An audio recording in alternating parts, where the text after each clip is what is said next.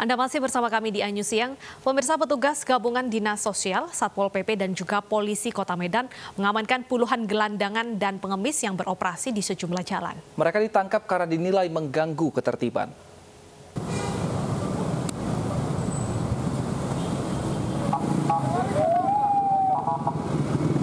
Pedagang asongan di persimpangan lampu merah Jalan Sudirman, Kota Medan ini gagal bersembunyi dari kejaran petugas Dinas Sosial Kota Medan, Satpol Pamong Praja dan polisi. Petugas gabungan juga merazia sejumlah titik yang biasa dijadikan tempat mangkal gelandangan, pengemis dan anak jalanan. Satu persatu mereka diamankan dan dibawa ke kantor Dinas Sosial Kota Medan untuk pendataan. Hingga siang ini petugas sudah mengamankan 26 gelandangan dan pengemis, 8 diantaranya perempuan. Ini kita dapatkan memang banyak terjadi yang kita dapatkan itu anak-anak. Jadi kami mengharapkan kembali kepada masyarakat Kota Medan, mari kita ciptakan Kota Medan ini bersih dari gelandangan, pengemis dan anak jalanan sesuai dengan Perda kita nomor 6. Sementara itu bagi gelandangan, pengemis dan anak jalanan yang sudah 3 kali terjaring razia akan dikirim ke Panti Rehabilitasi Provinsi Sumatera Utara untuk pembinaan. Dari Medan, Sumatera Utara, Ahmad Ridwan Nasution, iNews melaporkan. Sementara itu, pemirsa, Menteri Sosial Tri Risma hari ini pagi tadi merazia sejumlah titik di kawasan Jakarta Barat. Menteri Risma mendapati sejumlah gelandangan yang tidur di trotoar jalan. Menteri Sosial Tri Risma hari ini menemui sejumlah gelandangan di kawasan ITC Roksimas, Jakarta. Menteri Risma sempat berbincang dengan warga yang tidak memiliki tempat tinggal dan tidur di emperan toko di Jalan Hashim Asari. Selanjutnya, warga yang tidak memiliki tempat tinggal ini didampingi tim reaksi cepat Kemensos dibawa ke Balai Pangudi Luhur karena mereka akan dibekali keterampilan dengan harapan bisa menjadi bekal untuk buka usaha. Menteri Risma juga bertemu pemulung yang pernah bekerja sebagai kuli bangunan di PT Adikarya. Risma bertemu suami istri ini dalam perjalanan dari rumah menuju kantornya di kawasan Salemba, Jakarta Pusat.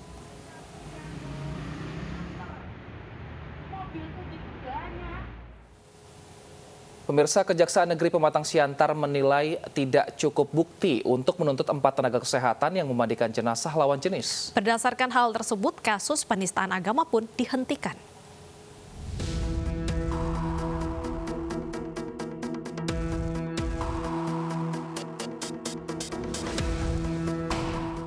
Kejaksaan Negeri Pematang Siantar, Sumatera Utara menghentikan penuntutan kepada 4 tenaga kesehatan karena dinilai tidak cukup bukti.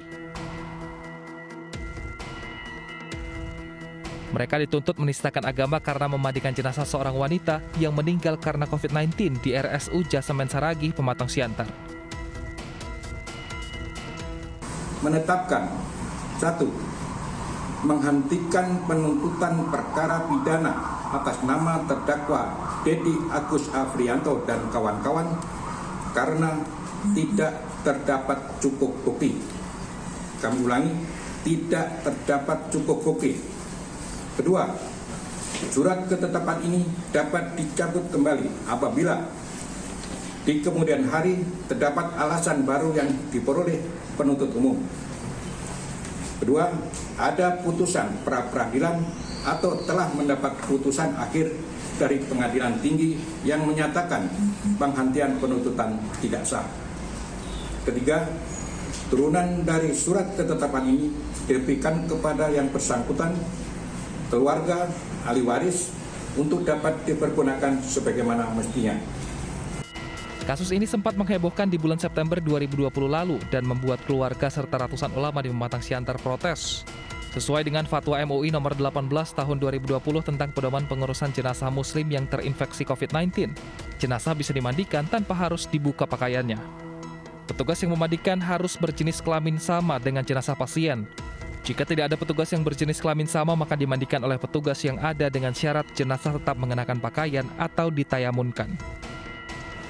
Dari Pematang Siantar, Sumatera Utara, Tim Liputan iNews melaporkan. Dan pemirsa, untuk membahasnya langsung saja kita berbincang dengan Sekretaris Komisi Fatwa MUI, Bapak Asrorun Niam. Assalamualaikum Pak Asrorun. Waalaikumsalam warahmatullahi wabarakatuh. Baik, Pak Asrorun, sebenarnya bagaimana fatwa ataupun juga aturannya dalam proses pemandian jenazah, Pak? Ya, terima kasih. Prinsip hukum Islam itu memudahkan dalam kondisi wabah COVID-19 yang belum sepenuhnya terkendali ini, pelaksanaan ritual keagamaan juga bersifat fleksibel dengan prinsip dasar memudahkan.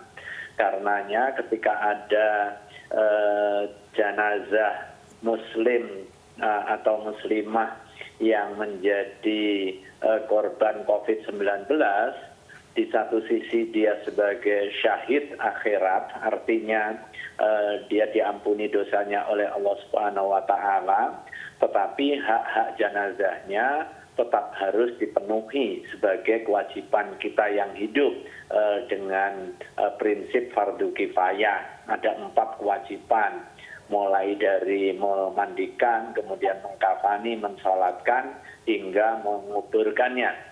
Nah, dalam kondisi normal, pelaksanaannya harus dijalankan secara sempurna, terpenuhi syarat dan rukunnya.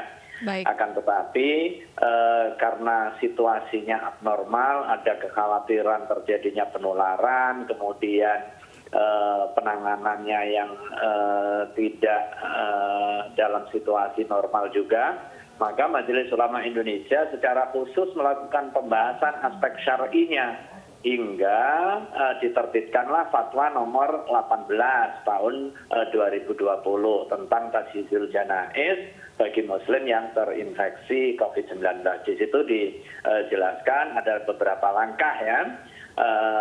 Prinsipnya dimungkinkan untuk memandikan tanpa membuka pakaian. Kalau ada kekhawatiran membuka pakaian bisa menyebabkan kontaminasi terhadap paparan virusnya.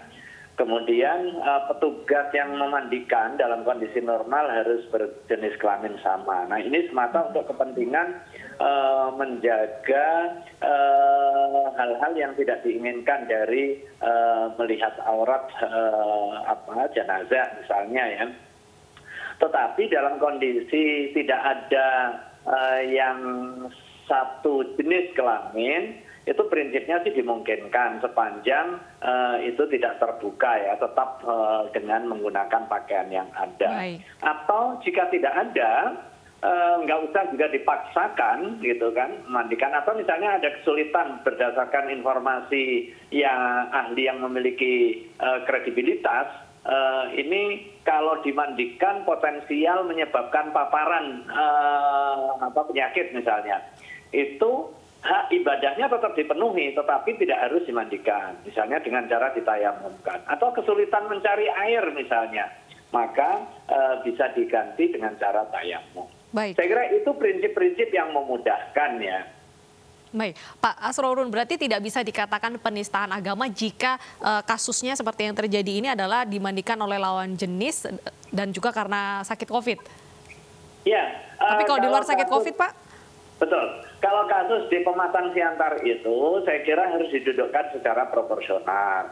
Kalau aspek syar'inya, ada kaidah keagamaan yang harus dipenuhi. Dan saya kira ini juga menjadi lesson learn ya bagi seluruh pihak, bagi masyarakat, kemudian bagi tenaga kesehatan, bagi pemegang kebijakan, bagi rumah sakit, untuk memastikan 2 aspek. Aspek yang pertama adalah menjaga jiwa, dan aspek yang kedua adalah menjaga tetap terpenuhinya hak keagamaan masyarakat dengan menggunakan panduan keagamaan, salah satunya adalah fatwa Majelis Ulama Indonesia. Nah, ketika ada ya jangan langsung bilang menggampangkan. Ini saya kira hal yang penting menurut hemat saya. Tetapi ketika ada permasalahan di dalam pelaksanaan aspek keagamaan terhadap jenazah, bisa jadi itu kealpaan. Tetapi kalau di dalam perspektif hukum Islam, itu tidak masuk kualifikasi sebagai jinayah atau tidak masuk kualifikasi sebagai tindak pidana gitu. Baik, terima kasih Pak Asrorun Niam atas informasinya. Semoga tadi kita juga lihat kasusnya untuk sekarang dihentikan. Semoga kedepannya tidak ada hal-hal seperti ini lagi, bisa menjalankan sesuai dengan fatwa MUI yang sudah dikeluarkan. Terima kasih Pak Asrorun. Pemirsa, sejumlah mantan pejabat masih menguasai mobil dinas. Komisi Pemberantasan Korupsi mencatat masih ada mantan pejabat yang menguasai lebih dari satu mobil dinas. Untuk informasi selengkapnya langsung saja Anda klik www.sindonews.com.